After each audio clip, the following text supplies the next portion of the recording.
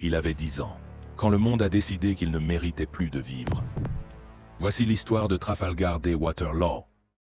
L'eau grandit à Fleuvance, royaume prospère grâce au plomb blanc, mais empoisonné à petit feu. Les habitants mouraient lentement, sans le savoir. Quand la vérité éclate, le monde choisit d'effacer la menace, plutôt que d'y faire face. À 10 ans, l'eau perd tout, sa famille, sa ville, son avenir. Et il n'a plus qu'une idée, mourir en emportant le monde avec lui. Dans sa haine, il se tourne vers ceux qui pensent être les pires criminels, l'équipage de Doflamingo. Il veut se perdre dans la violence, et son regard d'enfant a déjà bien vieilli. Dans les ténèbres, un homme brave tend la main à l'eau.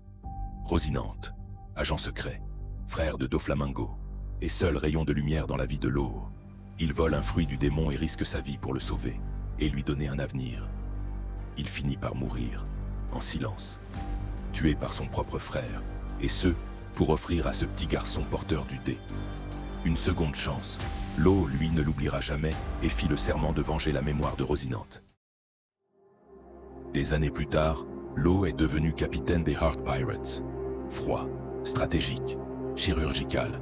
Son pouvoir n'avait aucune limite, il pouvait réorganiser la vie comme il l'entend. Mais derrière ces opérations, il restait un serment que l'eau n'avait jamais oublié. Faire tomber Doflamingo.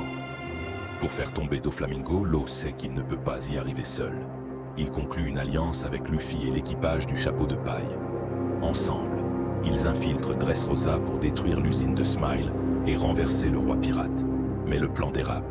L'eau est capturé et presque tué. C'est Luffy qui prend le relais, et c'est lui qui met fin au règne de Doflamingo. Après Dressrosa, l'eau suit Luffy jusqu'à Wano. Mais en silence, il cherche ce que signifie le D, ce que son nom implique, et si sa vie entière n'était qu'un prélude à une guerre plus grande.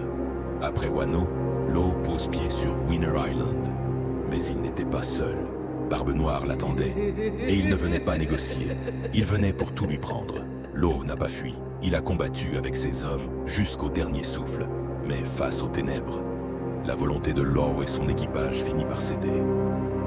Son navire, le Polar Tang, a été coulé, son équipage dispersé, et lui, laissé sans victoire ni espoir. Personne ne sait s'il est encore en vie, mais s'il respire toujours, alors il n'a pas fini de recoudre ce monde. Trafalgar Day Waterloo, le chirurgien de la mort, l'homme qui a transformé la douleur en héritage.